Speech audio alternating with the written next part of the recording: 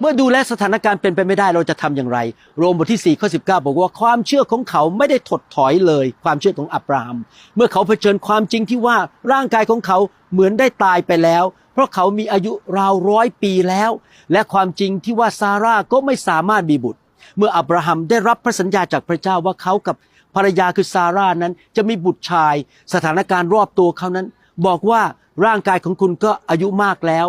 คันก็ไม่สามารถมีลูกได้แล้วคันของซาร่าไม่มีทางเป็นไปได้มันไม่มีวันจะเกิดขึ้นแต่ว่านี่คือกุญแจสำคัญ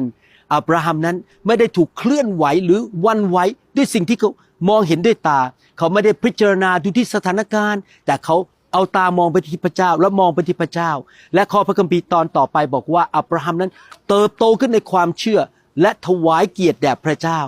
เขามีท่าทีแห่งความเชื่อเขามีท่าทีแห่งการนมัสการสรรเสริญพระเจ้าขอบคุณพระเจ้ามองไปว่าพระเจ้ายิ่งใหญ่ขนาดไหนเชื่อว่าพระเจ้ายิ่งใหญ่และในที่สุดเขาก็ได้ลูกชายจริงๆที่ชื่อว่าอิส